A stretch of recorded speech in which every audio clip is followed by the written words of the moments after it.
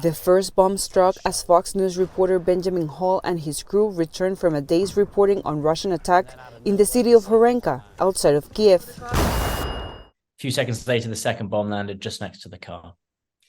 Now that one, there were 5 of us in the car.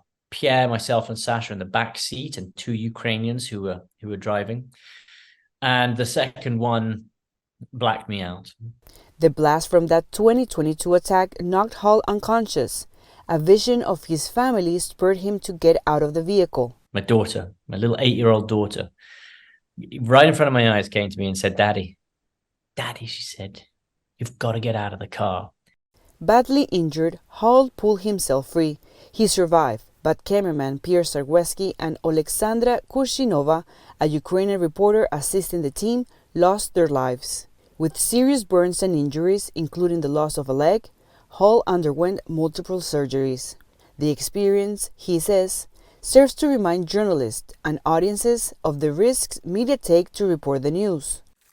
Conflicts in 2023 account for most media deaths, with 3 killed on assignment in Ukraine, and the Israel-Hamas conflict killing more than 60 journalists to date, most Palestinian. For local journalists, covering the effects of war is a deeply personal experience. And for them, it's not just a conflict. For them, it's their life, it's their family, it's their society, it's their culture, it's their cities. This is not a place these soldiers know.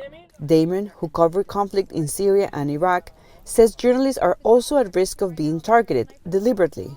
And Iraq was a very, very dangerous place at the time for journalists to work in. There was a price on our heads. It's very different when journalists are being deliberately targeted versus taking on the risk of just being in a war zone. For the Israel-Hamas war, groups like the Committee to Protect Journalists emphasize the need for reporters to work safely. Their audiences, says Sharif Mansour, are counting on them. But hundreds of millions all over the world who are following this heartbreaking conflict try to understand it, and they rely on journalists in order to get timely and independent information and commentary.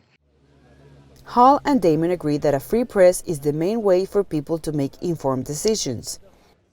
Hall, who returned to Ukraine in November and met with President Volodymyr Zelensky, published a book about his experience.